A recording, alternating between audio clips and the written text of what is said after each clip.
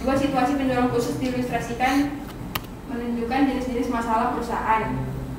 Yang pertama itu penjualan dengan perjanjian pembelian kembali.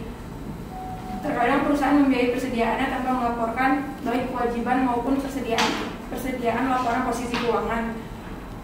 Pendekatan ini disebut sebagai pembelian kembali atau pembiayaan produk perjanjian. Biasanya melibatkan transfer atau penjualan. Yang kedua, penjualan dengan tingkat pengembalian yang tinggi. Pelanggan memiliki hak hukum untuk mengembalikan barang yang rusak, tidak seperti yang dijelaskan atau tidak sesuai untuk tujuan. Hal-hal yang dapat dilakukan dalam transfer kontrol yaitu catat pendapatan penjualan sesuai jumlah yang diharapkan untuk diterima dari transaksi. Ini transaksi melibatkan pertimbangan variabel dan oleh karena itu harga transaksi disesuaikan. 2. Akun estimasi, pengembalian persediaan untuk mengetahui bahwa sebagian dari produk akan dikembalikan. Lalu selanjutnya, biaya yang termasuk dalam persediaan. Ada 3, yaitu biaya produksi, biaya periode, dan pelaporan diskon pembelian. Yang pertama, biaya produksi. Biasanya biaya produksi itu meliputi harga beli, biaya masuk dan pajak lainnya, biaya transportasi, dan biaya penanganan. Lalu yang kedua yaitu biaya periode. Biaya periode adalah biaya yang secara tidak langsung terkait dengan perolehan atau produksi barang. Biaya periode seperti biaya penjualan dan dalam keadaan biasa. Namun oleh karena itu biaya tidak dimasukkan sebagai bagian dari biaya persediaan. Namun secara konseptual biaya ini sama banyaknya dengan biaya produk sebagai harga pembelian awal dan biaya pengiriman terkait yang melekat pada produk. Lalu yang terakhir itu perlakuan diskon pembelian. Diskon pembelian atau perdagangan adalah pengurangan harga jual yang diberikan kepada pelanggan.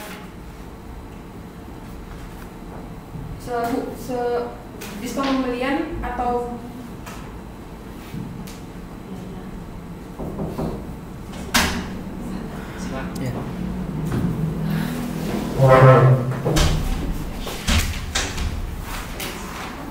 diskon ini dapat digunakan untuk memberikan insentif untuk pembelian pertama kali atau sebagai hadiah untuk pesanan dalam jumlah besar. Sehubung dengan pembukuan yang terkait dengan diskon pembelian, penggunaan diskon ini dalam sistem persediaan periodik menunjukkan bahwa perusahaan melaporkan pembeliannya dan hutang pada jumlah kotor. Jika sebuah perusahaan menggunakan metode kotor ini, maka ia melaporkan pembelian diskon sebagai pengurangan pembelian di laporan laba rugi. Pendekatan lain adalah mencatat pembelian dan hutang dagang pada jumlah bersih dari kas diskon.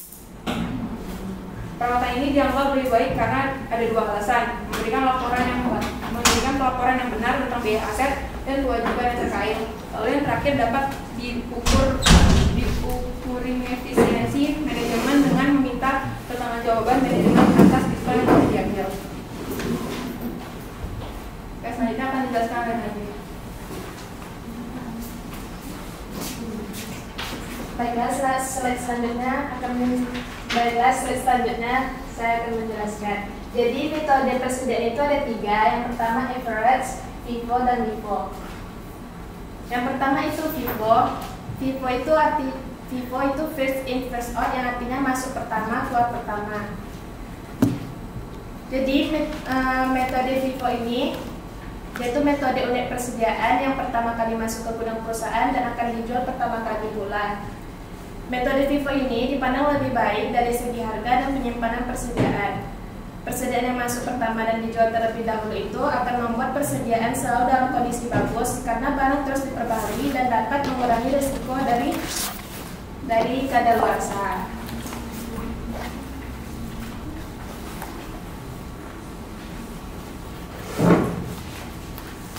Jadi metode FIFO seperti ini ya teman-teman. Jadi misalnya di tanggal 2 Januari ini ada persediaan awal.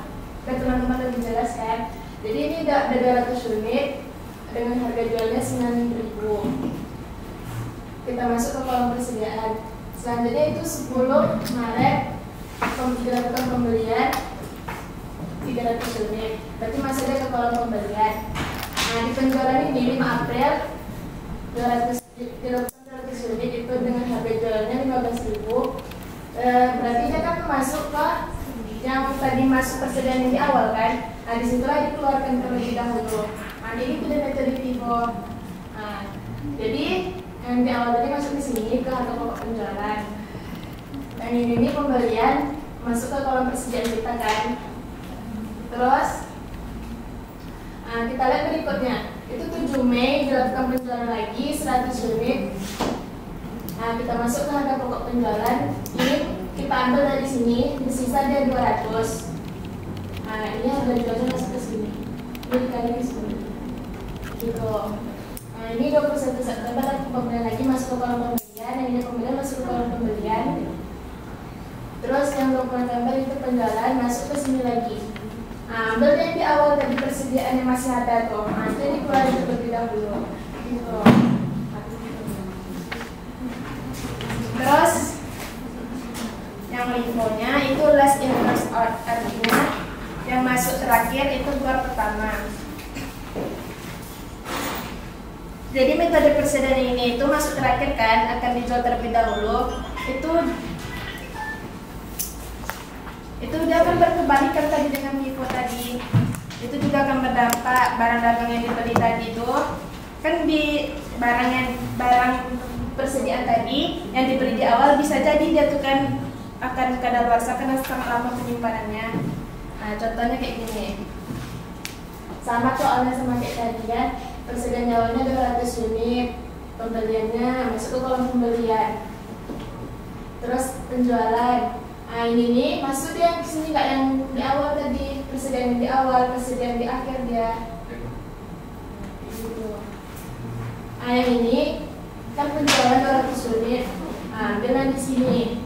Dulu sisa dia 100. Nah, kita lihat di sini kan penjualannya 100 unit. Nah, kita ambil yang masih bersisa 100 tadi di sini. Nah, kalikan harga jualan di sini. Nah, ini kan persediaan di awal tadi itu kan. Nah, selanjutnya itu pembelian, 400 untuk kolom pembelian. Pembelian juga. Terus penjualan. Penjualannya 200 kan di sini kita ambil yang ini. Yang apa namanya yang keluar terakhir, yang masuk terakhir. Nah itu kita keluarkan dulu 100. Yang ini kan 100, ini kan 100, ini 100 dulu kan, karena ini 100 kita ambil yang 100 di sini nih. Di sisa ini 300, di sini dia 300 kan. Ini penjualannya 200 yang di sini.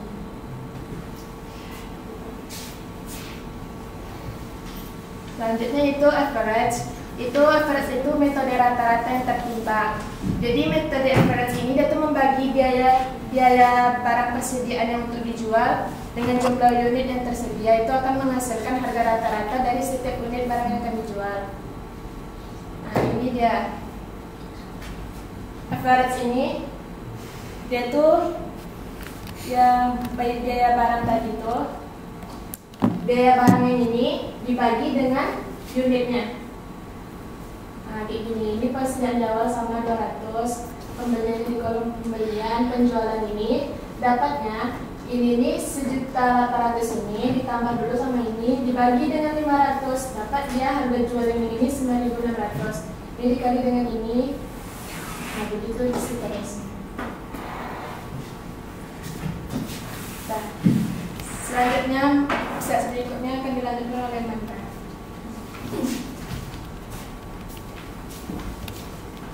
Baiklah, saya akan menjelaskan apa itu NRV dan OCNRV. Di sini dijelaskan bahwa perusahaan meninggalkan prinsip konsistoris ketika nilai masa depan atau kemampuan menciptakan pendapatan aset jatuh di bawah kos perolehan awal. Biar lebih jelas, langsung saja kita lihat contohnya. Misalnya kita memiliki persediaan, jadi dengan harga kita memiliki kos sebesar 15 juta. Tetapi nilai di kita yaitu 8 juta karena ada perubahan selera pelanggan. Maka nanti di laporan keuangan yang dicatat itu adalah nilainya 8 juta bukan 15 juta lagi. Karena ada perubahan harga di pasar. Nah, makanya dulu tuh disebut LCNRV atau NRV ini sebagai LCM atau Lower of Cost Market. Tetapi sebenarnya NRV itu bukan hanya nilai di pasar, melainkan nilai yang dapat menyelesaikan ekspektasi nilai penjualannya. Kita lihat lagi contohnya. Misalnya kita memiliki perusahaan yang bergerak di bidang skincare. Terus kita memilih cost atau nilai harga jual sebesar $1.000. Nah, bagaimana kita menjual produk dengan harga $1.000 agar kayak orang-orang mau membeli dengan harga segini gitu loh. Misalnya kita akan memodifikasi barang kita, misalnya penambah ingredients atau perubahan packagingnya agar bisa terjual $1.000. Di sini ada estimated cost of operation sama estimated cost to sell. Atau nilai modifikasinya itu total 50 ditambah 200 menjadi $250. Nah, nanti di persediaan pada NRV-nya itu menjadi $1.000 dikurangi dengan harga modifikasinya tadi sebesar $750. Nanti di laporan keuangan berarti persediaan kita itu bukan lagi $1.000 melainkan sebesar $750. Makanya di sini dibilang estimasi harga jual normal atau cost kita tadi dikurangi estimasi cost untuk menyelesaikan produksi dan atau cost untuk menciptakan penjualan atau modifikasi tadi.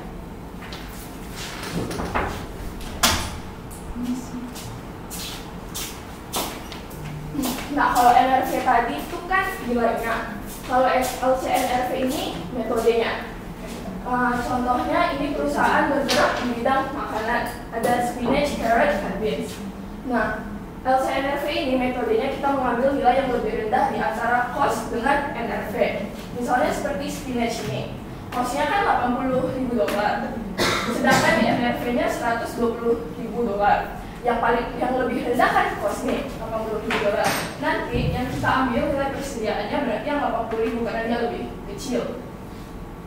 Beda sama yang di Katbin sama di sini ya, kita ambil di NRV-nya karena NRV lebih rendah daripada cost.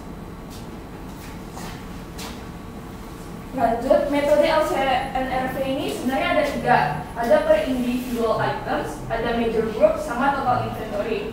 Misalnya perusahaannya sama yang kayak tadi, perusahaan makanan, tapi bedanya ini ada terbagi dalam 2 grup, ada frozen food sama ada makanan kaleng. Nah, kalau yang per individual items ini cara hitungnya yang per ingredient sama kayak tadi, ada yang dari spinach, carrot, beans, sama mixed vegetables-nya. Kalau yang di major groups ini, kita hitungnya dari total grupnya, yang total frozen sama total kalengnya. Yang total frozen ini kan costnya $230.000, kalau LCNRV kan $270.000. Major groupsnya berarti kita ambil yang lebih kecil, yang cost $220.000. Kalau yang kalengannya kita ambil yang lebih rendah, berarti yang LCNRV-nya kita ambil yang $164.000. Kalau yang total inventory, kita tuh mengklasifikasikannya terhadap total seluruh ingredients-nya yang ini $415.000 dan $434.000. Berarti yang kita ambil adalah yang cost. Nah, tentu saja yang per individual items ini lebih sering digunakan di perusahaan karena dia lebih spesifik, karena yang diklasifikasikan per individual items. Terus yang kedua, menilai persediaan per item memberikan nilai paling rendah yang dapat digunakan untuk pelaporan pada laporan posisi keuangan. Seperti yang tadi, nilai yang paling rendah adalah yang per individual items kan, 384, ini 394, ini 415. Makanya di sini dibilang nilai persediaan per item memberikan nilai paling rendah. Makanya dia tuh lebih efisien karena dia pengelompokannya lebih spesifik. Terus yang ketiga, metode ini haruslah diaplikasikan secara konsisten pada tiap periode. Jadi misalnya periode sebelumnya kita tuh menggunakan yang per individual items, maka periode selanjutnya kita harus tetap menggunakan yang per individual items. Lalu selanjutnya pencatatan di laporan penyesuaiannya. Misalnya cost barang terjual sebelum penyesuaian NRV-nya $108.000. Persediaan akhir yang ini pada cost itu sebesar $82.000. Persediaan akhir pada NRV itu sebesar $70.000. Berarti nilai modifikasinya kan sebesar $12.000 nih. 82.000 dikurangi 70.000. Terus ada 2 metode. Yang pertama adalah loss method, yang kedua ada COGS. Kalau yang loss method itu dicatat debit rugi penilaian persediaan ke NRV sebesar $12.000. Nanti persediaannya itu dikurangin, dicatat di kredit persediaan $12.000. Kalau di metode COGS, di debit dicatat cost barang terjual atau HPP sebesar $12.000 dan di kredit dicatat persediaan juga $12.000. nanti di laporan neracanya tuh bakalan sama aja. Metode COGS maupun yang host method sama-sama dicatat inventory langsung sebesar 70.000 atau costnya tuh pada NRV langsung. Tetapi nanti di laporan income statement presentation-nya loss method sama COGS bakalan beda. Di loss method itu tuh terdapat loss due to NRV on inventory ada sebesar 12.000. Tetapi di COGS nilai 80.000 ini jadi nilai persediaannya itu langsung dicatat gitu loh. Nilai persediaan pada NRV-nya langsung dicatat 80.000. Di loss method itu 92.000 dicatat lagi tuh modifikasinya sekitar 12.000. Jadi kreditur maupun investor tuh itu tuh bakalan tahu kan kayak nilai persediaannya itu dikurangin sama nilai modifikasinya sebesar menjadi 80.000. Terus bedanya juga ada di COGS. Kalau di loss method itu sebesar 108.000. Kalau di COGS sebesar 120.000. Terus selanjutnya ada penggunaan akun cadangan. Biasanya perusahaan akan menggunakan akun cadangan ini pada loss method karena seperti yang tadi loss method ini lebih spesifik karena dia lebih rinci. Nanti dicatatnya di debit rugi penilaian persediaan NRV 12.000, di kreditnya cadangan penurunan nilai persediaan NRV sebesar 12.000. Nanti di neracanya itu bakal beda. Kalau di metode COGS menggunakan akun cadangan tadi, inventory-nya tuh langsung dicatat pada NRV 70.000. Sedangkan di loss method itu tuh dicatat dulu, inventory awalnya 82.000, modifikasi sebesar 12.000, maka nanti persediaan pada NRV-nya dicatat lagi 70.000. Jadi dia tuh lebih spesifik. Makanya perusahaan banyak yang menggunakan loss method dibandingkan yang COGS. Lalu bagaimana jika kita sudah mencatat persediaannya pada NRV? Nilai persediaannya itu udah kita kurangin, tapi kayak 6 bulan kemudian atau 1 tahun selanjutnya nilainya kembali lagi karena misalnya kenaikan ketertarikan pelanggan gitu ya, jadi naik lagi. Seperti yang kayak sebelumnya, kita memiliki inventory asli atau cost sebesar 82.000, modifikasi 12.000, jadi nilai akhir persediaan pada NRV kan 70.000. Nah di sini naiknya sebesar 4.000, jadi menjadi 74.000. Nah itu pencatatannya nanti di debit cadangan penurunan nilai persediaan ke NRV 4.000, lalu dicatat di kredit pengembalian rugi persediaan 1.000. Jadi kesimpulannya NRV itu adalah sebuah nilainya. Kalau LCNRV itu adalah metodenya. Metodenya tadi ada 3, yang individual, group, sama total. Terus pencatatannya pada jurnal nanti ada 2 metode yaitu loss method dan COGS tadi. Bebas, sekian dari saya. Oke, sebelumnya namanya siapa? Saya belum hafal. Saya Amanda Putri. Oke, yang ini? Nadia. Berarti yang satu lagi Nadia. Oke. Saya mau konfirmasi dulu mengenai metode LIFO tadi. LIFO FIFO average. Itu yang dipakai. Coba buka satu slide yang tadi. Bebas yang mana aja. Nah, itu kan ini kebetulan FIFO ya. Duluan masuk, duluan keluar. Yang dicatat itu, ini maksudnya pencatatannya berupa harganya, atau memang barangnya yang duluan masuk, duluan keluar, atau harganya aja, gitu ya. Kalau yang LIFO gimana?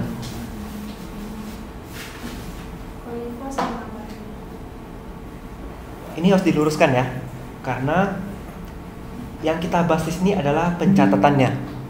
Kalau barangnya saya rasa pasti tetap barang yang lama duluan keluar. Tapi harga yang menjadi dasar perhitungan persediaannya yang berbeda. Jadi tadi penjelasannya saya dengarnya barang kan? Yang benar adalah harga. Jadi kalau metode LIFO tetap barangnya, ini kan kasusnya untuk barang yang sama ya. Barangnya tetap pasti yang lama duluan keluar karena mengacu pada barang tuh ada kadaluarsanya mungkin ya.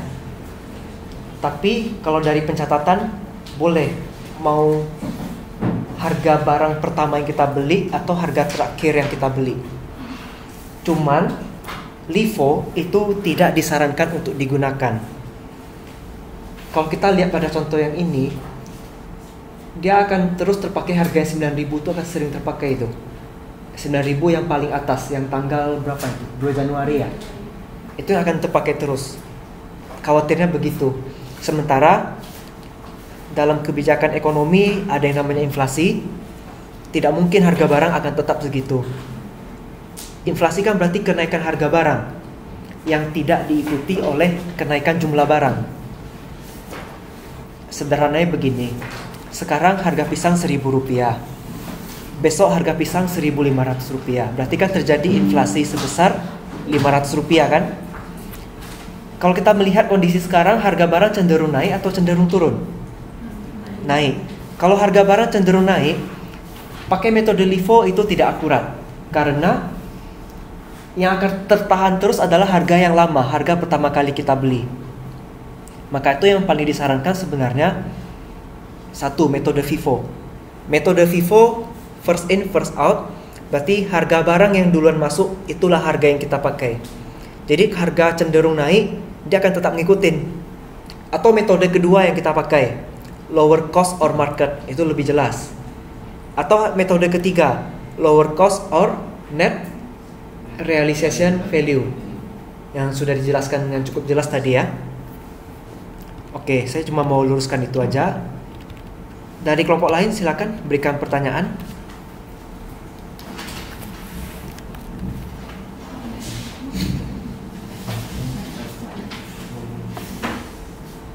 Siapa yang mau bertanya?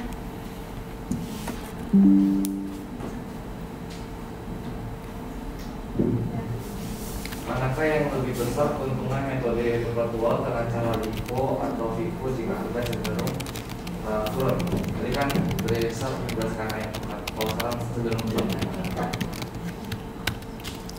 Namanya siapa ya? Henry Harry. Gunawan. Oh, oke. Kelompok 1 ya? Yes.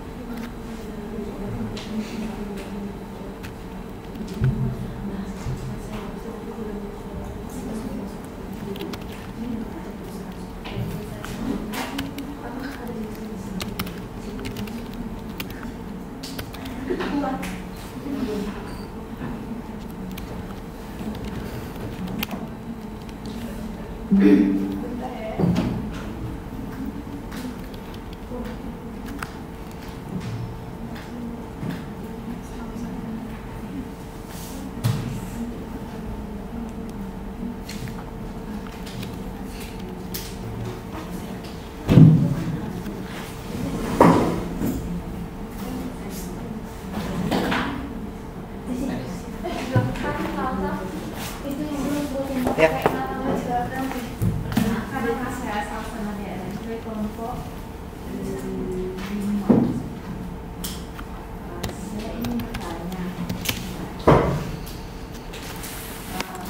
Situasi apa saja yang dapat menyebabkan HRRF tidak dapat dipakai?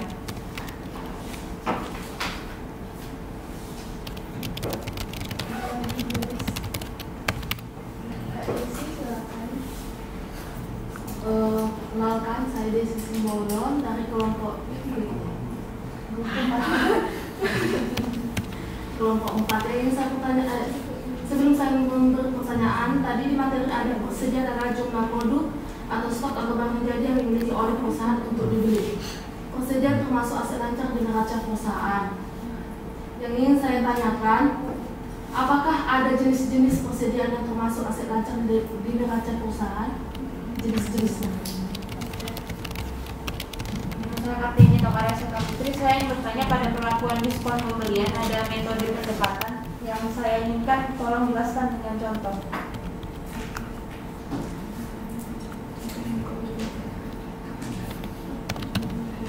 Coba ulangi pertanyaannya, Kartini. yang perlakuan diskon pembelian Pak, yaitu ada metode pembukuan dengan pendekatan apa ya? Dengan mencatat pembelian dan utang dagang pada jumlah bersih dari pas diskon. Jadi contohnya itu gimana Pak perhitungannya? Oke.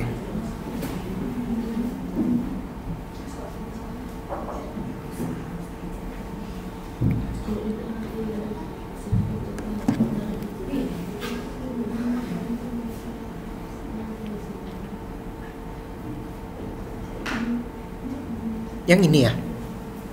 Oh iya, tapi dia nggak di makalahnya Pak. Oh. Oke. Oke.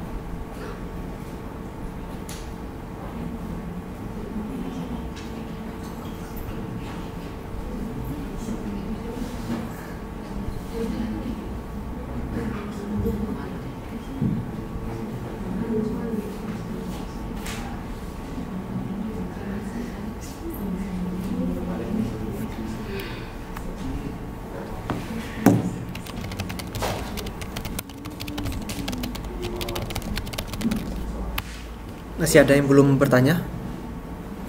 Sudah full Pak.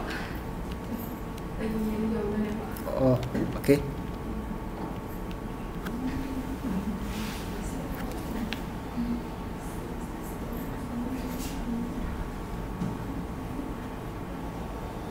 Baiklah, saya akan menjawab pertanyaan Salsa tadi. Kan pertanyaan tadi situasi apa yang menyebabkan LCNRV tidak dapat dipakai? Yang pertama itu adalah situasinya kos persediaan sulit untuk ditentukan. Kalau misalnya kosnya sulit untuk ditentukan, ya ngapain gitu pakai LCNRV gitu kan. Yang kedua, item mudah dijual di pasar dan harga barang tersedia. Karena harga barangnya itu udah tersedia, kayak di pasar tuh udah tahu orang nanti tuh harganya itu bakalan berapa. Jadi metode LCNRV ini kurang efisien lah dipakai kalau misalnya udah terjual banyak di pasaran. Terus yang ketiga, produk dapat dipertukarkan dengan setara. Udah gitu. Udah cukup? Saya tambahin ya. Untuk barang-barang yang sifatnya bukan komoditas, itu nggak bisa pakai metode ini. Komoditas tuh seperti emas, nikel, tembaga, jagung, beras, yang seperti itu. Yang kayak gitu kan namanya komoditas ya. Sawit, minyak sawit. Nah, yang komoditas harus pakai metode LCNRV. Selain itu tidak boleh pakai karena nggak cocok. Contoh, perabotan kayu. Apakah cocok pakai metode ini? Ya nggak bisa. Dia cocoknya pakai metode lower cost or market pun tidak cocok itu kalau perabotan kayu. Jadi dia cocoknya di Vivo atau Everex. Jadi memang nggak bisa semua produk. Itu aja saya tambahkan.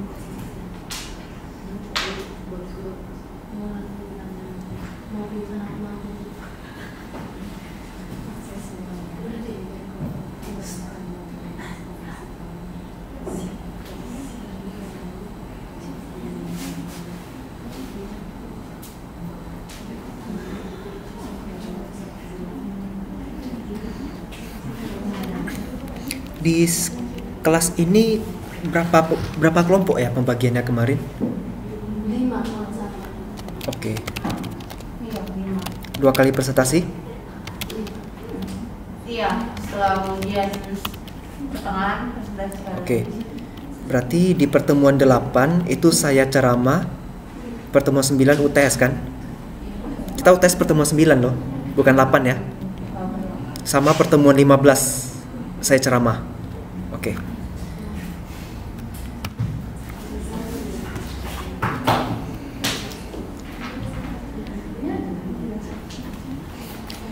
Ini diteken pertemuan 1, 2, 4, 6.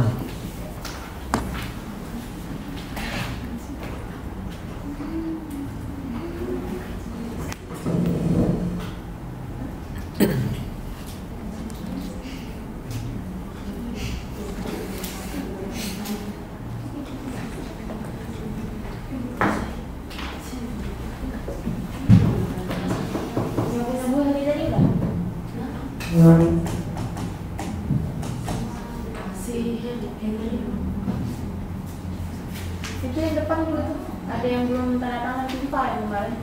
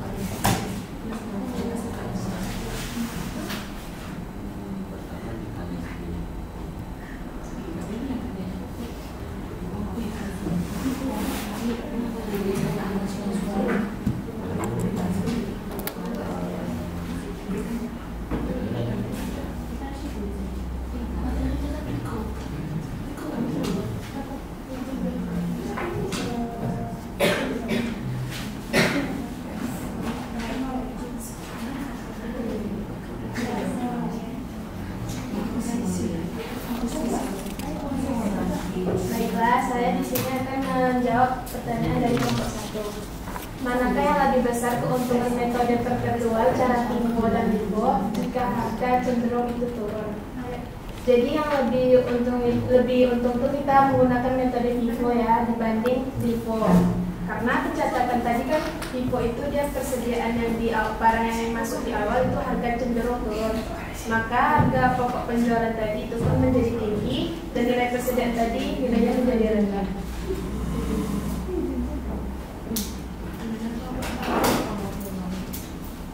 Ya.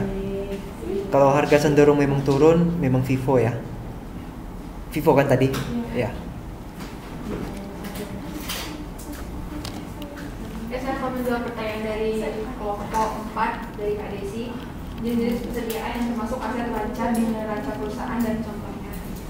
Ada 3 jenis persediaan yang umum dikenal, yaitu bahan baku, barang setengah jadi, dan barang jadi. Persediaan itu dikategorikan sebagai aset lancar pada neraca perusahaan.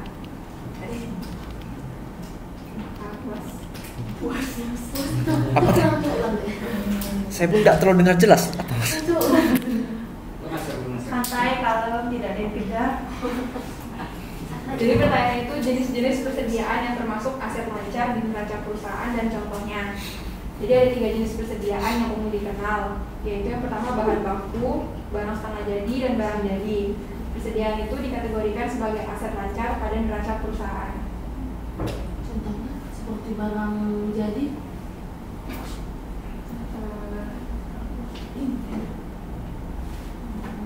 Maksudnya contoh barang jadi Barang jadi kan ada, misalnya kan bahan nggak baku tuh kan ada jadi contohnya baku kan ya tergantung barang jadinya ya ini barang utama yang mau dijual kayak ini tergantung perusahaannya berbeda. Contohnya yang dalam perusahaan istilahnya produk jadinya contohnya Misalnya perusahaan roti ya produk jadinya roti, berarti rotinya berarti barang jadinya Barang bakunya itu Gini, itu biasanya perusahaan manufaktur ya. Perusahaan manufaktur itu perusahaan yang apa namanya? Pengertiannya? Perusahaan yang mengolah dari bahan baku menjadi barang setengah jadi ataupun barang jadi. Kita menjadi barang jadi jadi dan setengah. berarti persediaan yang tadi disebutkan itu untuk perusahaan manufaktur. Kalau perusahaan dagang persediaannya apa? Stok barang. Berarti barang jadi semua kan? Ya. Perusahaan jasa gimana? Biasa. Apa yang mau disediain dari Nggak jasa? ada kayaknya. oh SD Kayaknya nggak ada inventory nggak sih? Kalaupun ada tidak untuk dijual. Misalnya perusahaan jasa punya kantor, punya pena, punya penggaris, itu persediaan juga kan untuk dipakai, tapi kan tidak untuk dijual. Persediaan habis pakai.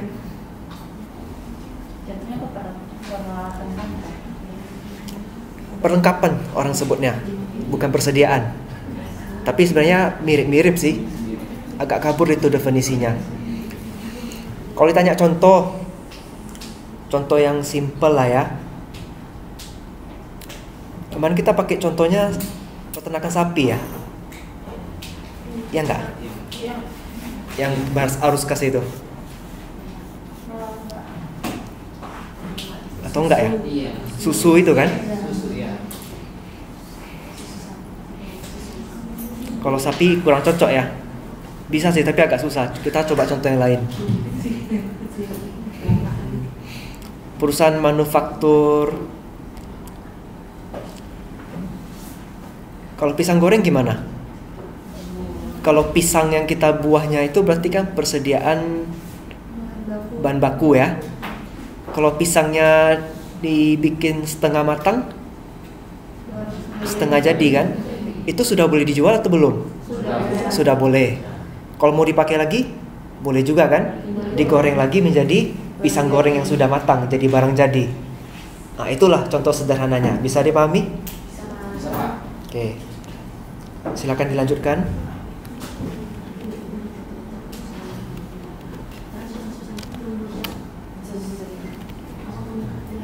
Susu tuh bisa jadi apa? Yogurt, keju.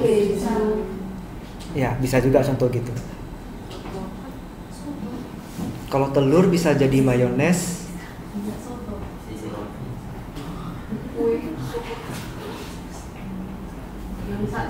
Kalau roti bisa juga.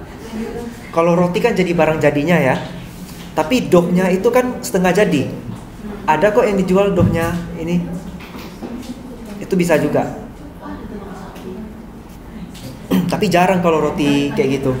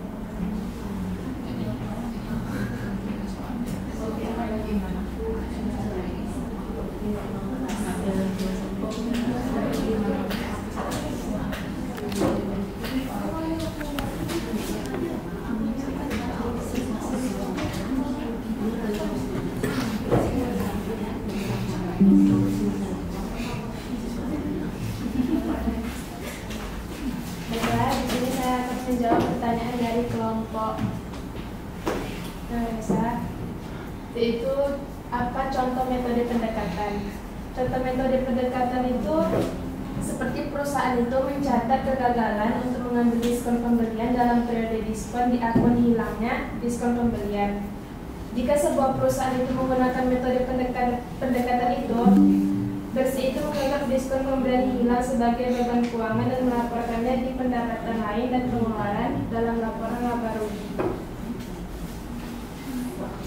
Laporannya gitu, ini dimanain gitu, contoh angkanya gitu. Oh gitu. Iya, kalau yang kayak gitu aku nggak paham, jujur. Bingung jadinya, dia dimanain.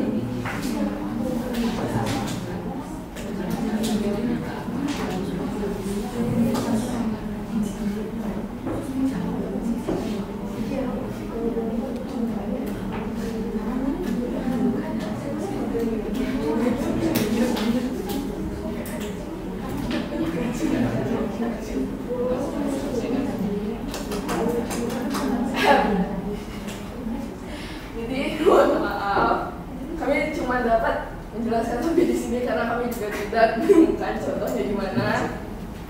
Kita dari karena yang mengerti sampai di sini. Ya, mana ya? Itu biar saya aja yang jawab. Metode apa diskon pembelian tadi ya? Iya. Cuma foto posisinya kan? Iya. Di jurnal ya? Iya.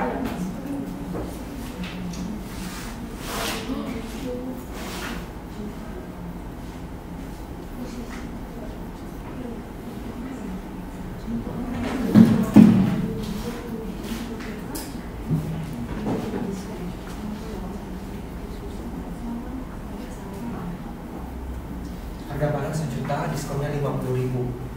Berarti yang kita harus bayar adalah 950.000 ya.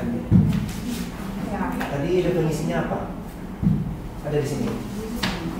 Pengurangan Sebagai pengurangan pembelian.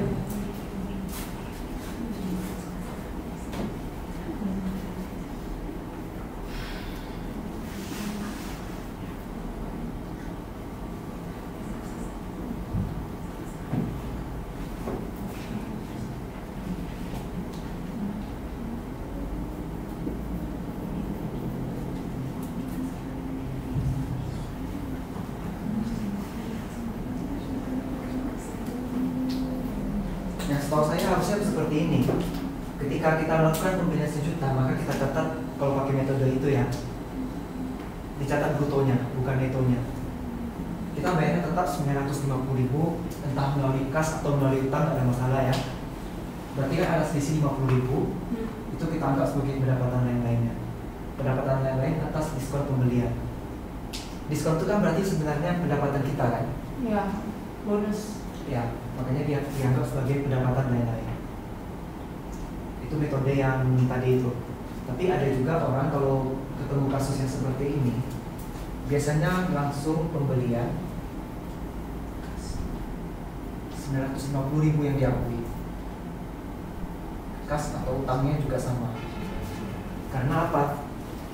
Ingat metode penilaian persediaan, kita menghitung nilai persediaan sampai seberapa banyak yang kita keluarkan. Yang kita keluarkan kan cuma 950.000. Apa nggak langsung aja kita bikin 950.000 sebagai pengakuan nilai persediaan? Ya, itu boleh. Mau bikin 1 juta dengan metode pendapatan lain 50.000 juga boleh. Tapi tujuannya untuk apa dibuat persediaan lebih tinggi? Mungkin kebijakan perusahaan ya, kita nggak tahu. Silakan lanjut. Baiklah, karena pertanyaannya sudah kami jawab, kita tutup presentasi ini dan kami mengucapkan terima kasih atas perhatiannya dan pertanyaannya juga. Jadi kekurangan mohon maaf. Selamat siang. Silakan kelompok 4.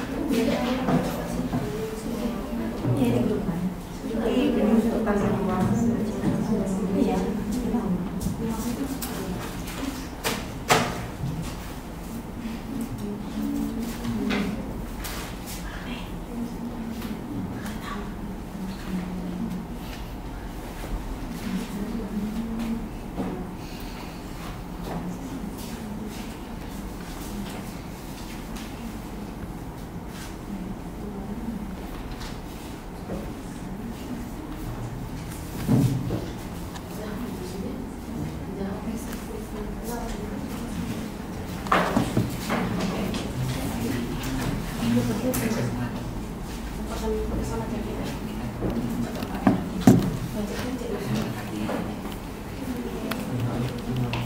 selamat siang semuanya. Kami dari kelompok 4 akan menjelaskan tentang akuisisi dan disposisi properti, pabrik dan peralatan, depresiasi, penurunan nilai dan depresi. Kami dari kelompok 4 beranggotakan saya, Natalis Benaya, ada Grecia, Kak Desi dan juga Jose. Desi yang mana? Oh. Grecia, Naftali, Jose. Jadi materi yang akan kami bahas ada 4, yaitu penilaian aktiva tetap, penyusutan, retirement, dan replacement. Selanjutnya akan dijelaskan oleh Grecia. Baiklah, yang pertama yaitu konsep dasar akuisisi, disposisi properti. Penilaian aktiva tetap, bangunan dan peralatan. Properti, pabrik, dan peralatan adalah kelompok aktiva tetap. Sebenarnya aktiva tetap itu apa sih? Jadi aktiva tetap itu bagian dari aset jangka panjang dari properti yang artinya dapat digunakan perusahaan dalam menghasilkan pendapatan.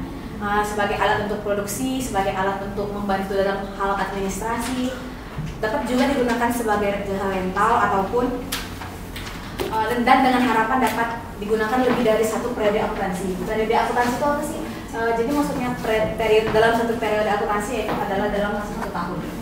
Dan karakteristik dari ketiganya adalah aktivitas tersebut diperoleh untuk digunakan dalam operasi dan bukan untuk dijual kembali. Artinya perusahaan itu memiliki aset bukan untuk dijual kembali kepada konsumennya. Artinya mereka memakai untuk keperluan pribadi.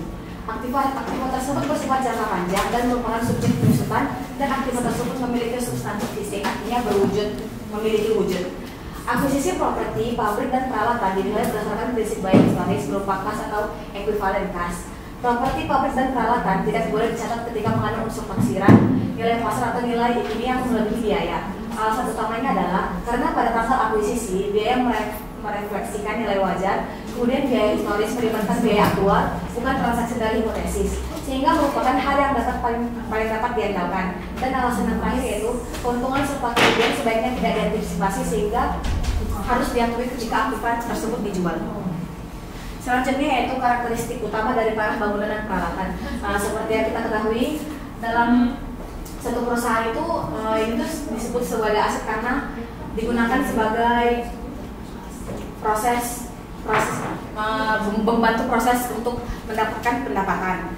Contoh yang dapat kita ambil yaitu laptop yang digunakan dalam proses administrasi, dan tentunya contohnya mobil dalam proses operasional atau angkut mengangkut. Selanjutnya yaitu bersifat jangka panjang dan biasanya disusutkan. Kalau kita misalnya memakai barang atau aset itu tentunya memiliki nilai waktunya, maksudnya nilai waktu adalah dalam jangka yang panjang. Kalau kita pakai terus artinya akan terjadi penyusutan, dan tentunya akan mengurangi nilai atau kondisi dari barang tersebut. Tentunya harganya akan disusut. Selanjutnya itu memiliki substansi fisik atau memiliki bentuk fisik, yang artinya properti, bangunan, tanah merupakan aktiva yang berwujud. Berbeda dengan goodwill atau disebut juga dengan aset tak berwujud. Aset tidak berwujud itu dapat kita sebut juga sebagai aset yang tidak dapat ditransfer, ditukar atau disewa. Contohnya yaitu strategi bisnis, merek, mutu produk, dan loyalitas pelanggan. Selanjutnya akan dijelaskan oleh Nathan. Baiklah, saya akan menjelaskan tentang penyusutan. Jadi penyusutan itu adalah suatu nilai pada aset tetap yang bisa disusutkan agar bisa dimanfaatkan. Penyusutan ini dilakukan sesuai dengan penurunan kapasitas suatu aset. Jadi dalam penyusutan ada beberapa faktor yang mempengaruhinya, yaitu dari umur manfaat dan juga nilai sisa. Umur manfaat itu adalah jumlah produksi yang diharapkan bisa didapatkan dari aset tersebut. Dan kedua ada nilai sisa. Nilai sisa adalah jumlah yang diperkirakan akan didapatkan dari entitas dari pelepasan. Selanjutnya, metode penyusutan ada 3, yaitu metode garis lurus, metode saldo menurun ganda, dan juga metode unit produksi. Metode garis lurus yaitu biaya penyusutan tetap sama setiap tahunnya hingga umur ekonomis aset tetap tersebut telah berakhir karena usang atau rusak. Metode garis lurus ini mempunyai rumus nilai buku di awal dikurang dengan nilai sisa. dibagi dengan umur ekonomis. Nilai buku itu adalah nilai aset awal periode, nilai sisa yaitu nilai estimasi dari aset pada akhir masa manfaat. Umur ekonomis itu masa manfaat dari aset yang dihitung dari tahun ke tahun. Kemudian ada metode saldo menurun ganda. Metode ini cukup sering digunakan oleh para akuntan untuk menghitung depresiasi aset dengan cepat. Dengan metode ini dapat mengetahui secara cepat nilai penyusutan aset yang terjadi selama awal tahun masa penggunaannya. Rumusnya yaitu ada 2 dibagi umur ekonomis dikali dengan nilai buku awal. Kemudian ada metode unit produksi. Metode unit produksi yaitu aktiva tetap yang memberikan penyusutan berdasarkan kapasitas produktif aset tetap yang diharapkan. Rumusnya yaitu biaya produksi total dalam periode dibagi dengan jumlah unit barang yang diproduksi. Dalam biaya produksi total dalam periode termasuk biaya langsung dan juga tidak langsung yang dikeluarkan dalam satu periode tertentu. Selanjutnya, Oke, di sini saya akan melanjutkan materi yang kami bahas. Retirement itu adalah usaha untuk menghapus atau menghilangkan aktiva tetap dan catatan perusahaan. Nah, retirement itu disebabkan karena keusuhannya, kebakaran, kecelakaan, dijual atau ditukar dengan aktiva lain yang sejenis ataupun dengan tidak sejenis. Nah, ketentuan tentang retirement itu adalah penghentian aktiva tetap ini diatur oleh PSAK nomor 16/44, 45 dan 46. Nah, di sini retirement ini khusus dalam pertukaran aktiva tetap. Ketentuan PSAK menyatakan sebagai berikut. Yang pertama itu, bila pertukaran itu dilakukan terhadap aktiva yang sejenis dengan merek yang sama, maka kualifikasi yang sama, tipe yang sama, maka laba atau rugi akibat pertukaran tidak boleh diakui keberadaannya. Laba atau rugi pertukaran akan langsung menambah atau mengurangi harga perolehan dari aktiva yang ditukar tersebut. Dan yang kedua,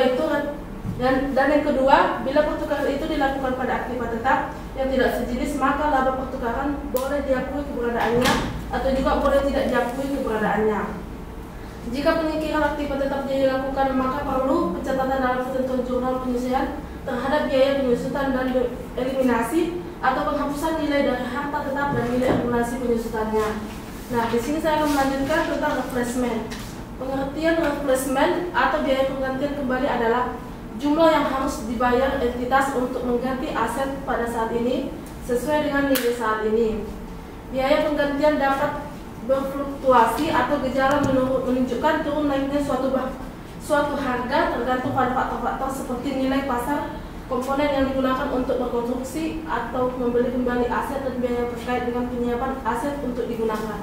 Selanjutnya akan Baiklah, saya akan pengertian dari replacement cost, yaitu perusahaan asuransi secara rutin menggunakan biaya penggantian untuk menentukan nilai barang yang diasuransikan. Biaya penggantian juga digunakan secara ritual oleh akuntan yang mengandalkan penyusutan untuk memenuhi biaya aset selama masa manfaatnya. Saya akan menjelaskan juga metode replacement cost. Replacement cost untuk nilai aset sumber daya dan replacement cost untuk nilai aset properti. Pendekatan ini lebih realistis karena menjumlahkan nilai saat ini dari sumber daya manusia yang terdapat di perusahaan dalam laporan keuangan susunan pada akhir tahun. Yang kedua, replacement cost untuk menilai aset properti. Dalam memperkirakan biaya baru dari properti, penilaian umum menggunakan metode biaya penggantian, yaitu biaya untuk menciptakan sebuah bangunan atau perbaikan yang memiliki nilai utilitas setara berdasarkan harga standar dan desain saat ini.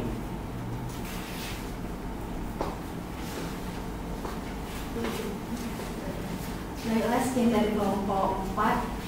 Silakan bertanya. Ada yang mau bertanya? Ada yang mau bertanya?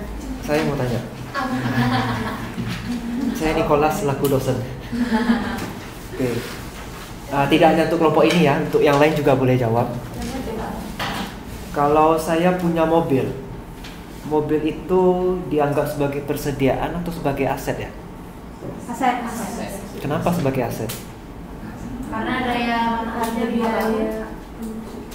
manfaat 5 tahun kurang tepat.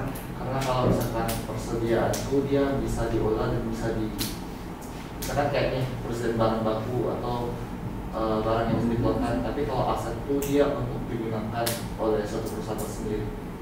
Kurang tepat. Kalau misalnya kenapa disebut dengan aset, karena seiring pemakaiannya dia itu membawakan ibarat perusahaan itu investasi lah pada kendaraan tersebut. Kayak misalnya perusahaan belikan mobil untuk distribusi, berarti kan perusahaan menginvestasikan mobil itu untuk mendistribusikan barang-barangnya ke setiap daerah gitu kan. Berarti jatuhnya ke aset karena dia tiap kali dia berjalan, tiap kali dia manfaatnya ada, dia tuh mengantarkan manfaat juga bagi perusahaan. 50% tepat. Penyusutan, ya semua aset ada penyusutan, tapi bukan itu.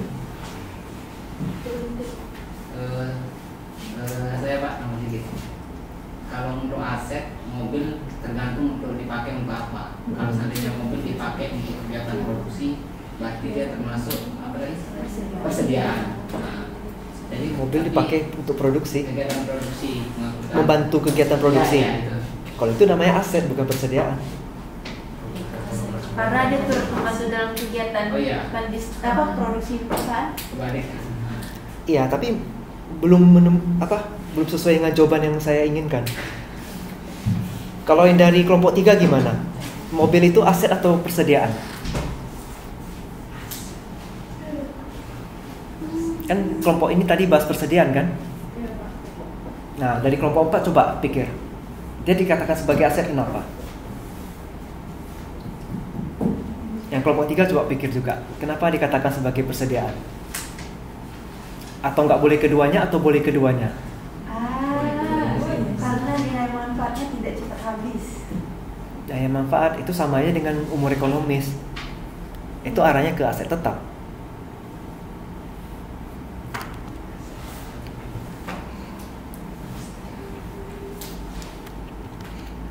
Bisa digunakan berkali-kali.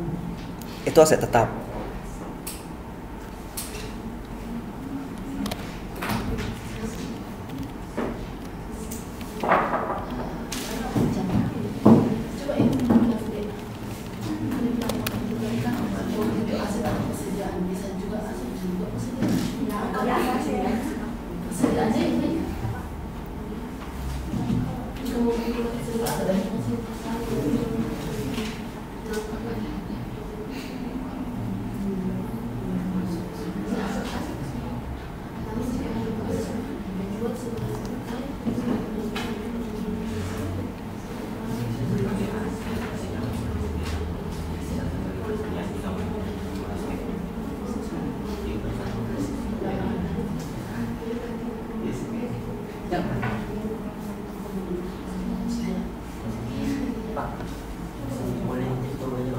Boleh.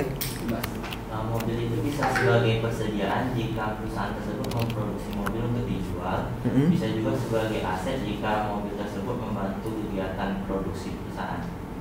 Ya, itu yang benar. Jadi kalau saya punya showroom mobil itu dianggap sebagai persediaan atau aset atau aktiva tetap. Karena untuk saya jual kan, bukan nggak ada kaitan dengan saya kan.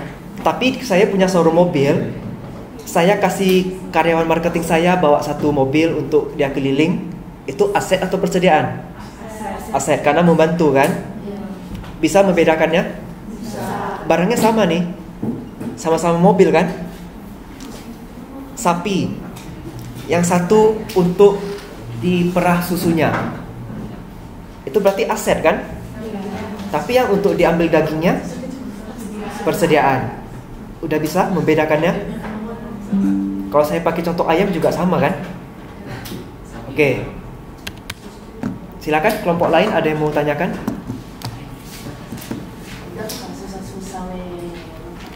Pertanyaan tadi kan nggak susah. Mobil termasuk aset atau persediaan? 5 kata aja.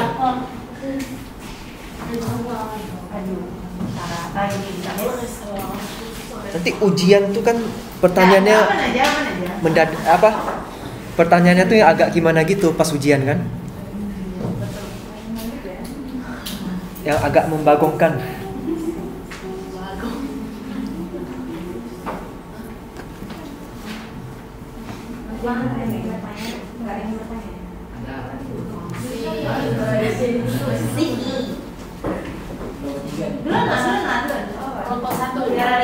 bertanya gitu. Kelompok terakhir aja. Kelompok 3. Satelito. Terakhir sama Barney. Pengen dia kalau nanya tuh.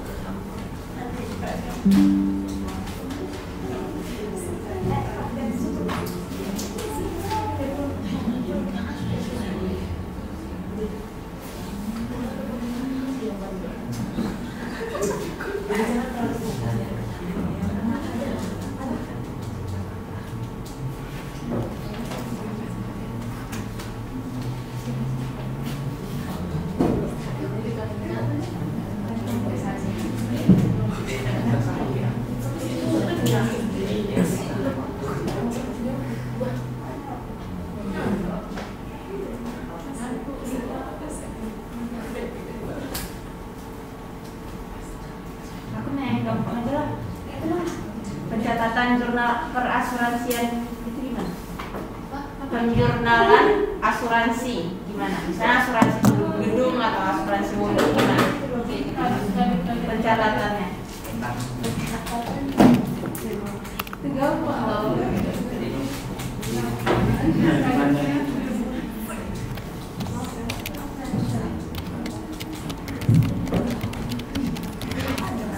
Lagi yang bertanya?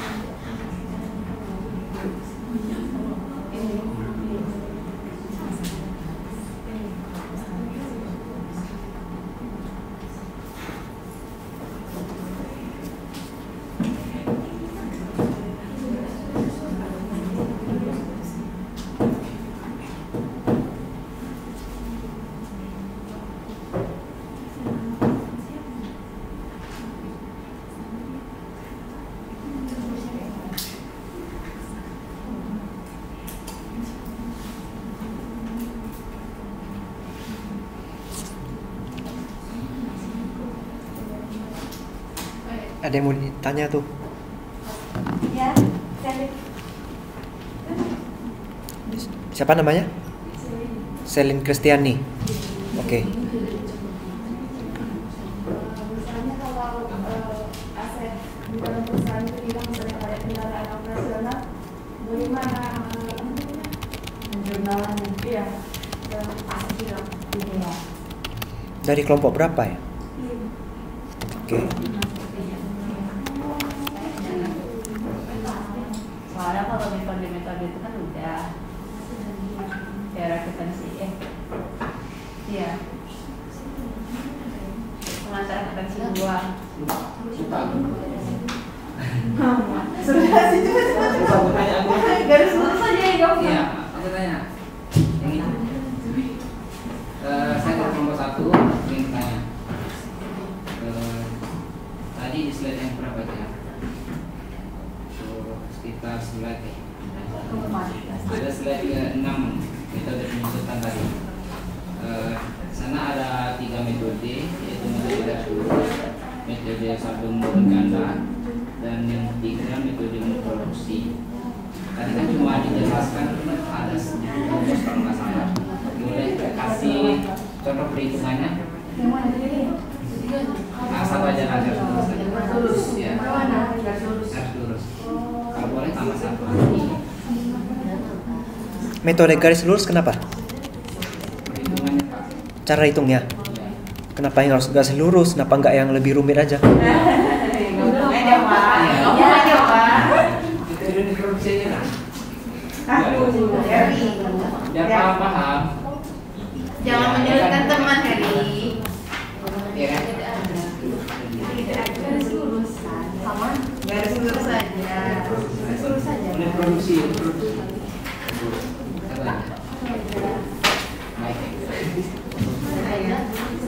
Oh, catatannya lagi 5.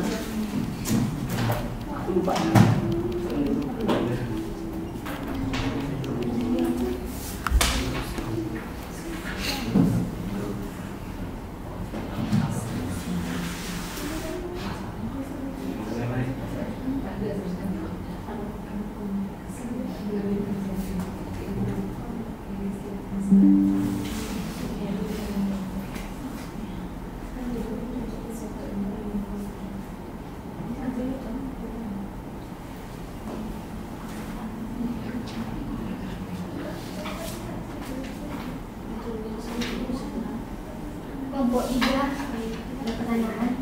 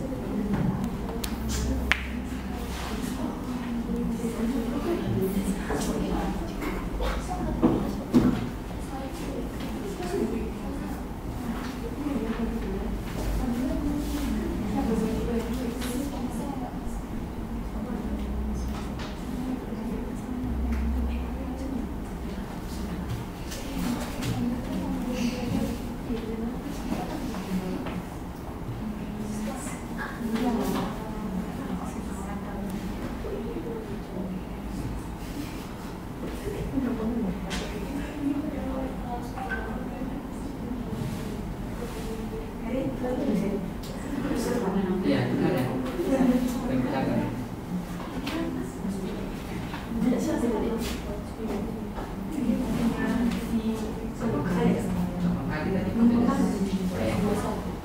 Tapi lupa.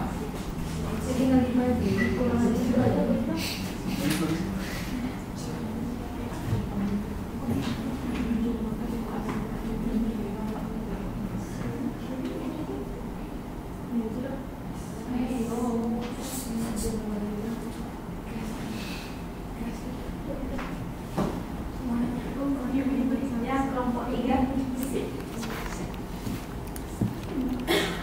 Kami makalahnya dibilang aset pemerintah yang tercatat dalam neraca dan kurung kecuali tanah dan konstruksi dalam pengerjaan secara umum nilai dan fungsinya akan terus menurun sejalan dengan pemanfaatan aset tersebut. Kenapa tanah dan konstruksi dalam pengerjaan itu tidak termasuk ke dalam maksudnya fungsinya itu menurun apa nih? Terus Nilainya menurun. Nilainya tidak menurun. Kenapa tanah dan konstruksi itu disebutkan tidak termasuk ke dalam fungsinya akan terus menurun sejalan dengan pemanfaatan aset tersebut? Inti pertanyaannya kenapa tanah dan konstruksi nilainya tidak menurun gitu. Iya Pak. Oke. Maaf, namanya siapa? Saya lupa. Amanda. Oh.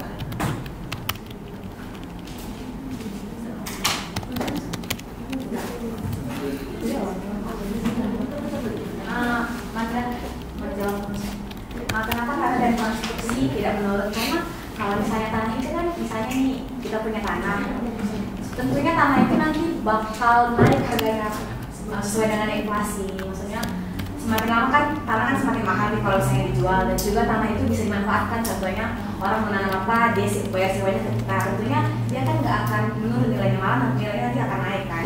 Kalau konstruksi, namanya juga konstruksi itu kan pembangunan ya. Pembangunan itu kan tentunya tentunya bangunan itu kan nilainya nanti bakal naik. Itu kan apa sih namanya? Ya nilainya bakal menurun, tapi kan karena inflasi bakal naik terus nilainya gitu. Udah Pak. Ya. Saya tambahin. Iya. Pernah nggak dengar istilahnya harga tanah turun? Enggak pernah. Harga tanah selalu naik ya. Iya. Sekarang materi kita salah satunya tentang penurunan nilai aset karena umur ekonomis. Karena nilai harga tanah itu yang selalu naik, apakah perlu disusutkan? Barang itu disusutkan karena nilai ekonomisnya akan turun kan? Kalau nilai ekonomisnya akan selalu naik, apa perlu disusutkan? Makanya tanah tidak disusutkan. Kalau konstruksi itu agak sedikit membingungkan memang. Konstruksi itu berarti sesuatu yang letaknya di atas tanah kan?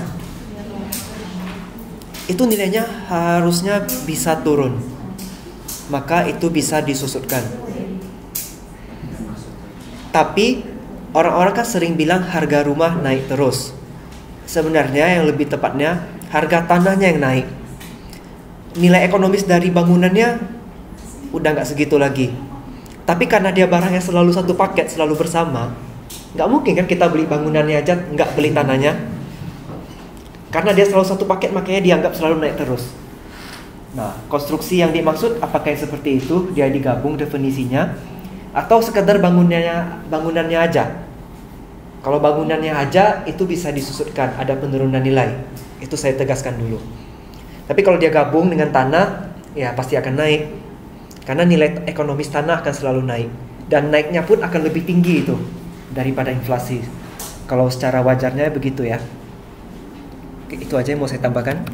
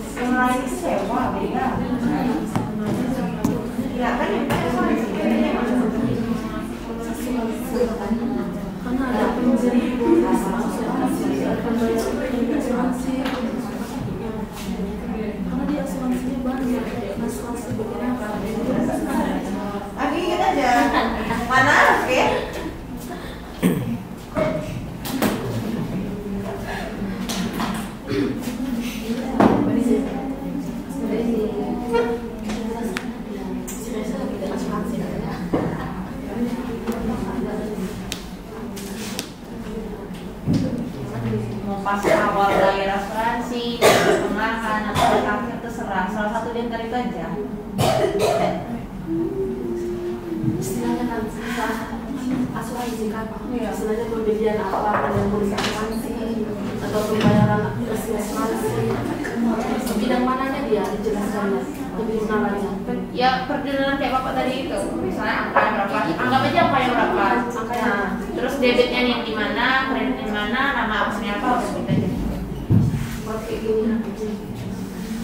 Kalau istilahnya pembelian polis asuransi, istilahnya tidak asuransi, atau kreditnya asuransi.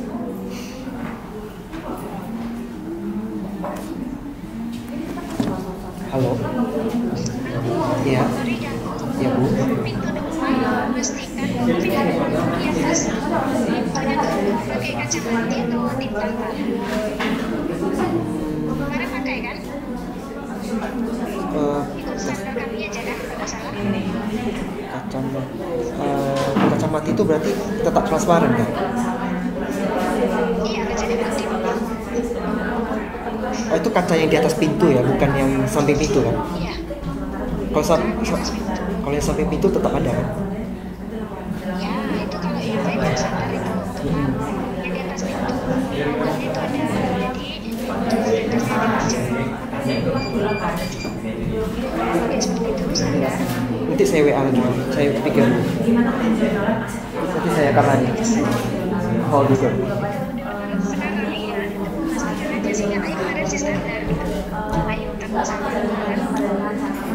Agak 15. Boleh. Oke.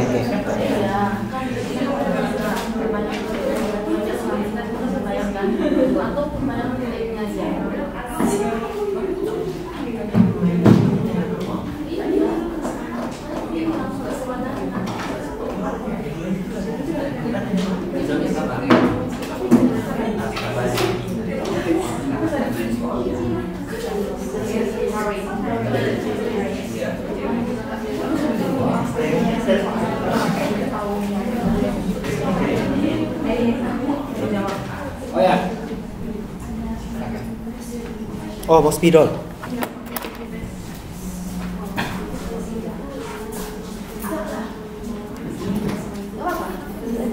Selin.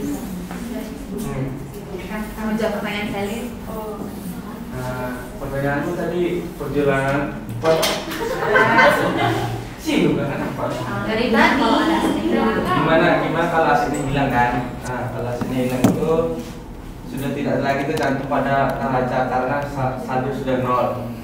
Sementara kerugian dimasukkan dalam kelompok pos luar. Laporan keuangan juga mencantumkan penjelasan terkait pos luar biasa tersebut. Dicatat. Tapi hilang penyusutannya terus nanti pas hilang itu nggak dicatat. Ya, cetak tapi dia langsung nol gitu loh. Maksudnya nggak ada kayak yang buat aset hilang gitu. Asetnya langsung nol. Oh, dia dicatat kan? Dia hilang. Punya mobil.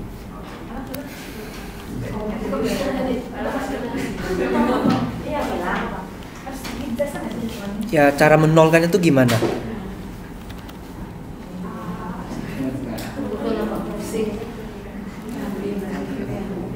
Boleh saya menjawab pertanyaan? Ya. Jadi contoh soal metode garis lurus ya. Ya. Jadi misalnya nilai asetnya ada 100 juta, terus usia manfaatnya ada 10 juta, dan juga nilai sisanya salah. Usia manfaatnya ada 5 tahun. Nilai sisanya ada 10 juta.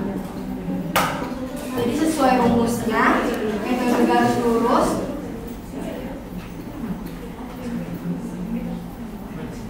yaitu nilai aset dikurang dengan nilai sisa dibagi usia. Itu berarti 100 juta dikurang dengan 10 juta dibagi 5 tahun berarti 18 juta.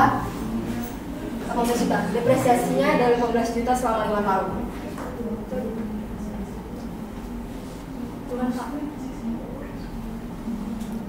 Itu bukan metode garis lurus itu. Itu metode garis lurus dengan nilai sisa. Kalau metode garis lurus aja ya, nilai sisa itu tidak ada, berarti 0. Berarti 100 juta bagi 5. Berarti di akhir tahun kelima nilai asetnya sudah 0, habis. Tapi kalau pakai nilai sisa, nilai akhir di tahun kelimanya masih ada 10 juta.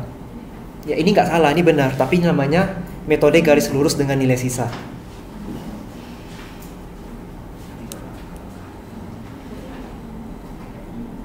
Jawab pertanyaan Selin. Jadi dia itu termasuk ke beban lain-lain. Beban lain-lain itu dia kerugian karena kehilangan aktiva. Jadi dia masuk ke beban lain-lain gitu deh. Nanti jadinya misalnya misalnya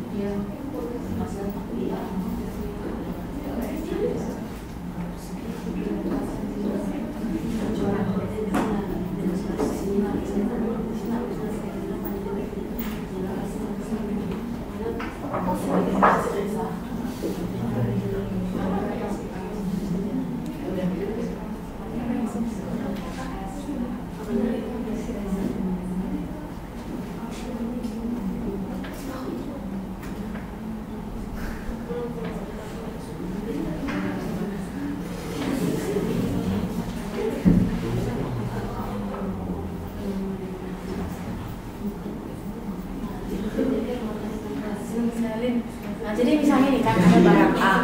Jadi barang A-nya itu hilang pada bulan Mei, tapi dia dibeli pada bulan Februari. Terus dia beli harga, misalnya perusahaan A membeli harga barang itu harganya 160 juta. Jadi kan dia hilangnya, kan perusahaan ini kan memakai barangnya ini kan dari bulan Februari sampai bulan Mei itu, tenggatnya 3 bulan ya dia memakai barangnya. Jadi 3 per bulannya 12 dikali sama 160 juta harga belinya tadi dibagi 4, jadinya barangnya itu nanti akan menyusut sebanyak 10 juta nih. Jadinya nanti sisanya kan sisanya berarti 160 juta dikurangi sama 10 juta tadi yang beban penyusutannya. Terus nanti dia jadinya 150 juta. Jadi nanti di jurnalnya itu nanti akan dibuat ke beban lain-lain. Artinya bebannya itu barang yang hilang itu langsung ke sini nanti 150 juta. Artinya nggak langsung dibuat kayak hilang, artinya nanti dia langsung dibuat ke beban lain-lain. Nggak dibuat di penjurnalannya langsung aset yang hilang.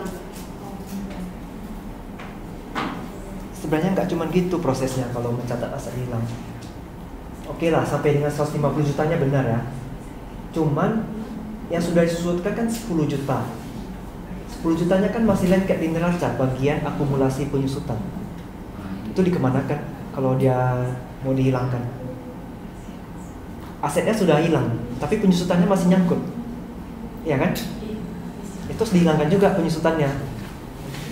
Dengan cara mendapatkan cadangan penyusutan, mendapatkan ya cadangan atau akumulasi ya, mendapatkan akumulasi penyusutan dengan mengkreditkan pendapatan lain-lain. Atau saya tulis saja biar lebih rinci ya. Saya ambil contoh kasusnya yang persis kayak gini ya.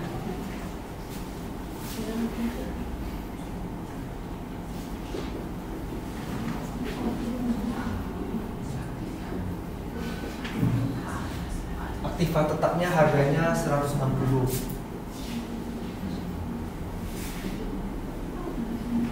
Biaya penyusutan dengan akumulasi penyusutan 10 juta ya. Ini ketika beli, ini ketika kita menyusutkannya per periode. Kan biasa sebulan sekali. Ini berarti sudah 3 bulan kan disusutkan. Lalu tiba-tiba hilang. Beban. Ini bebannya terserah namanya apa, yang jelas dia klasifikasinya beban.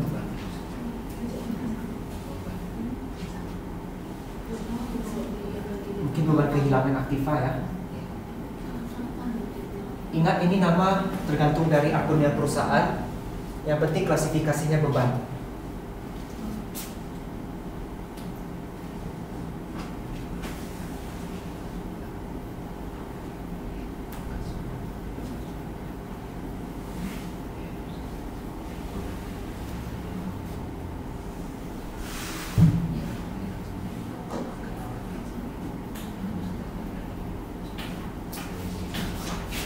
Beban kehilangan aktiva.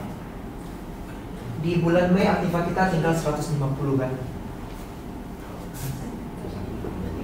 Pendapatan lain ini apa?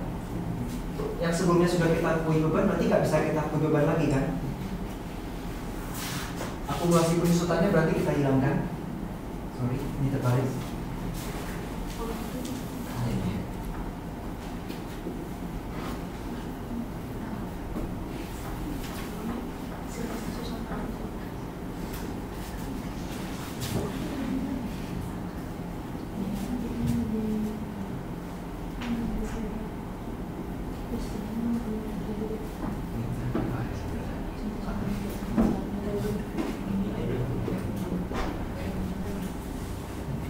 Gini ya,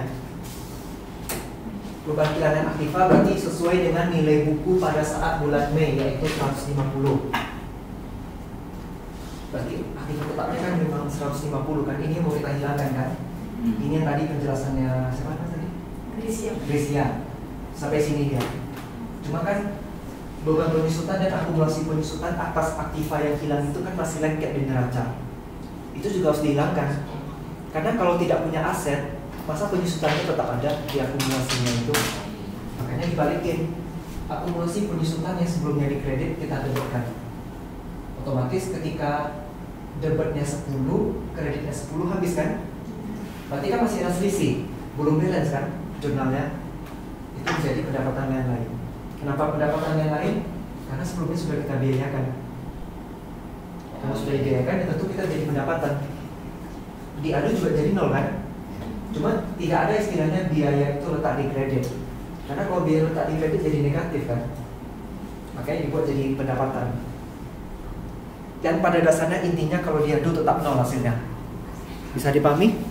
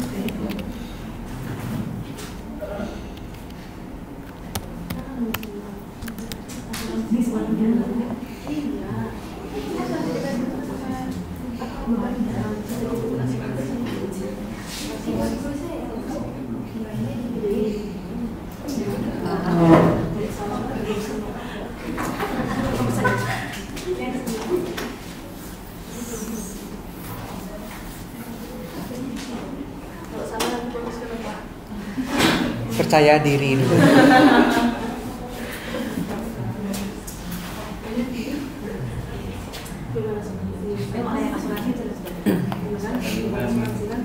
Bisa diperjelas dulu pertanyaannya Kartini ini. Contoh penjurnalan misalnya ada penyusutan asuransi gedung. Penyusutan asuransi gedung. Iya. Yang disusutkan berarti asuransi gedungnya. Tadi asuransi doang.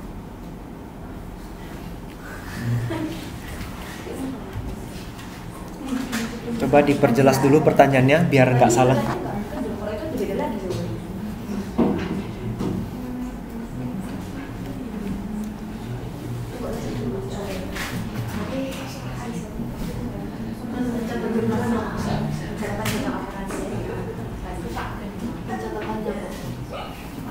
Pencatatan jurnal asuransi.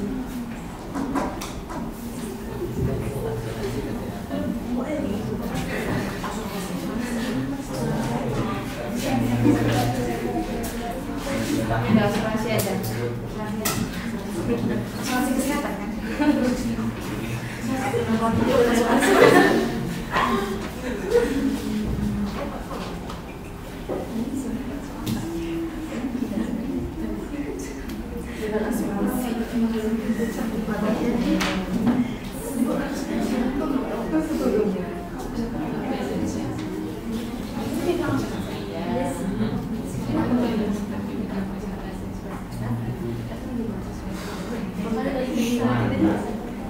Kita kan bahasnya aktiva tetap, kok bahasnya ke asuransi pula ya?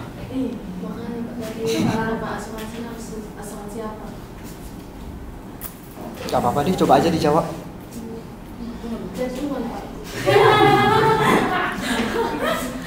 Jawab aja. Gas.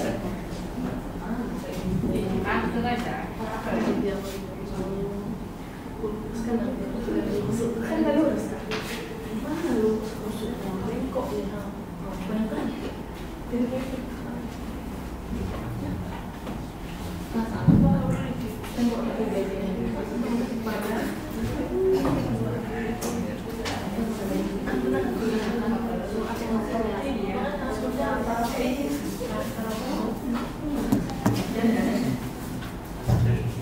Berarti ada asuransi juga.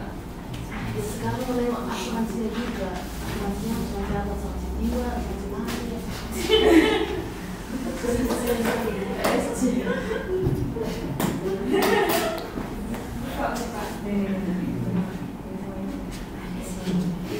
anggota bentak.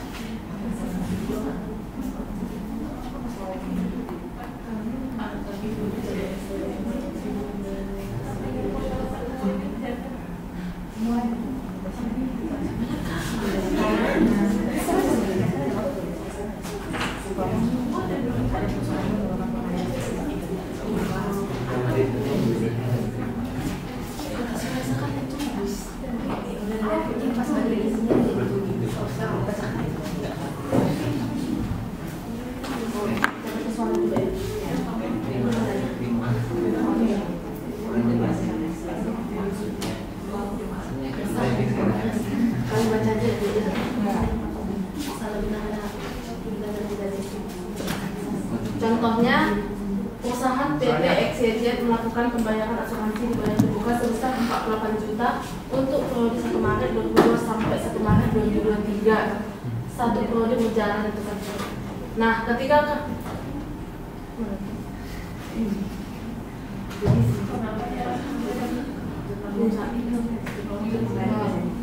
jadi jurnal umum saat pembayaran terjadi, jika asuransi dibayar dibuka, maka dia akan menjadi debit. Nah, kasnya jadi di kredit. Istilahnya asuransi dibayar di muka itu jadi 48 juta, sedangkan kasnya juga di kredit menjadi 48 juta juga.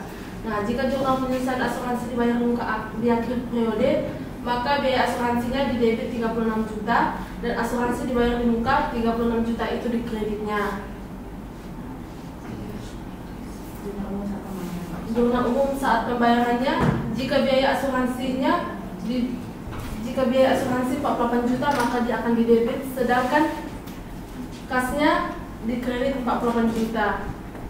Jurnal penyelesaian asuransi dibayar di muka di akhir periode, jika asuransi dibayar di muka debitnya 12 juta, biaya asuransinya kredit menjadi 12 juta. Oke.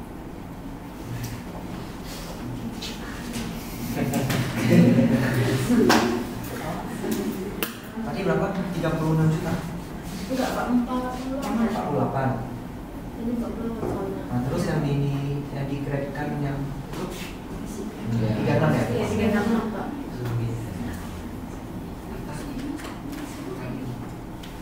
Ini untuk setahun ya? Iya, Pak. Berarti 1 bulan 2 juta. Sorry, 4 juta. Ini untuk 9 bulan aja ya?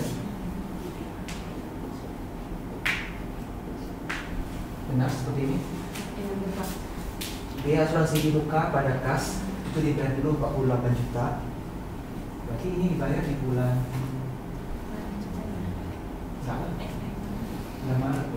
bulan April.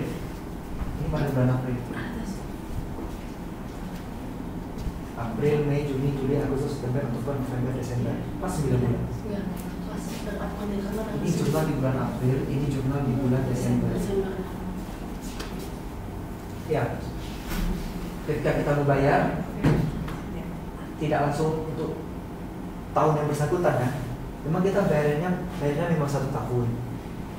Tapi kan kalau sampai dengan kita tutup buku di periode akuntansi itu hanya sampai 31 Desember tahun yang bersangkutan ya. April sampai dengan Desember itu habis 9 bulan. Aprilnya dihitung ya. April, Mei, Juni, Juli, Agustus, September, Oktober, November, Desember. Total 9 bulan. 9 per 12 kali 48, hasilnya 36 juta. Maka di tahun, katakanlah 2022 ini, biaya asuransi yang diakui itu hanya sebesar 36 juta. Otomatis di neraca nanti ada sisa kan? Sisanya adalah 12 juta. Ini saldo di neraca. Akunnya adalah akun yang ini. Di akhir tahun 2022. Baru nanti sisa 12 jutanya diamortisasi perlahan sampai habis gitu. Cuman saya bingungnya pertanyaan ini nggak ada kaitan ke aset, ya kan? Nggak ada kaitan ke topik yang ini, tapi nggak apa-apa, kita pelajari aja. Kalau di prinsip akuntansi ini namanya apa ya? Kan ada tuh 10 prinsip akuntansi yang sudah kita bahas paling pertama kali. Harus stabil. Maksudnya harus balance. Namanya apa dari yang 10 itu?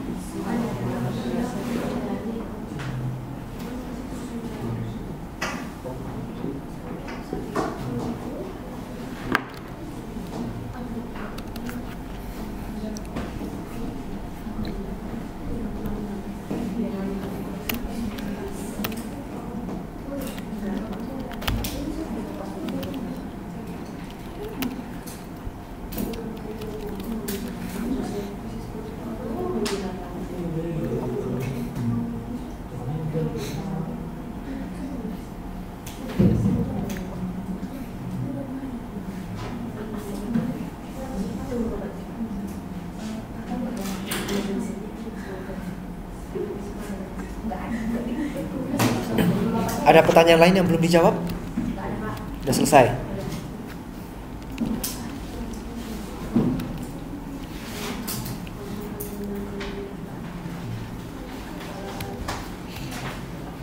Kalau masih ada yang mau tanya, boleh coba satu lagi.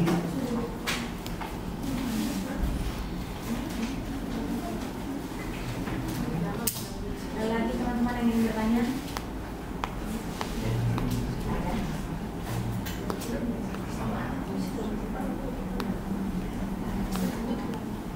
Biasanya tuh Mbak. Oke.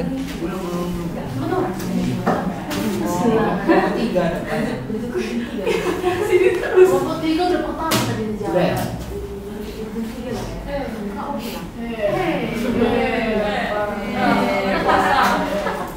Puasanya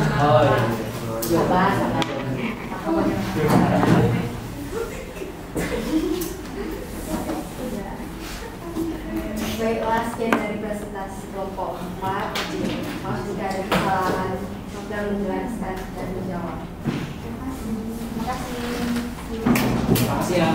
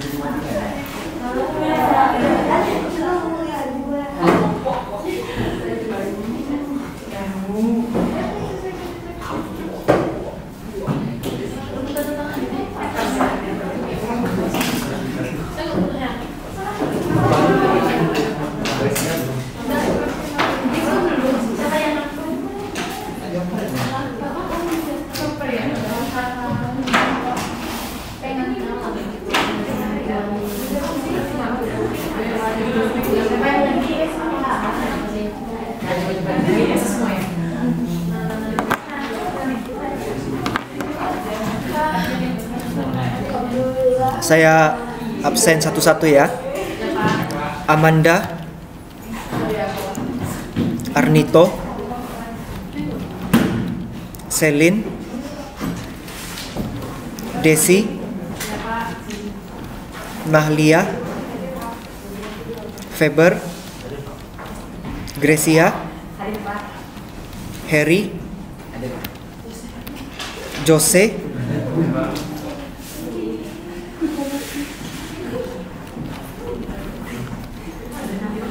Kartini, Nadia, Naftali, Nova, Puspa, Salsa, Yulia,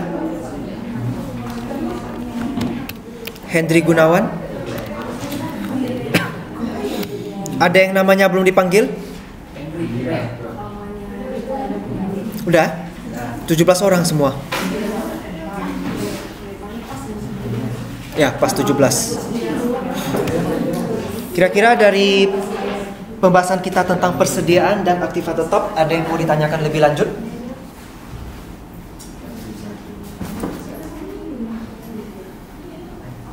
Sampai di sini belum ada kesulitan kan belajar intermediate accounting? Sudah ada. Kesulitannya apa? Kalau ada kesulitan bilang, kita diskusikan bersama.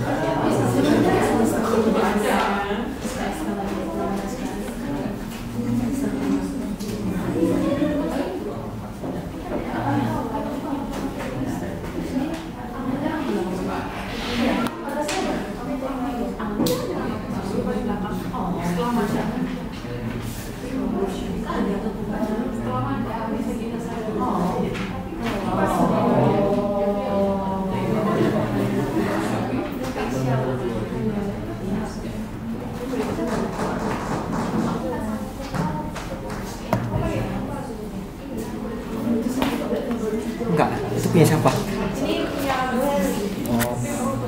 Oh, saya pegang masing-masing aja. Kalau Bu Heli ketua kelas yang ambil ya? Iya. Ketua kelasnya siapa? Kalau tanda tangan kontrak kuliah?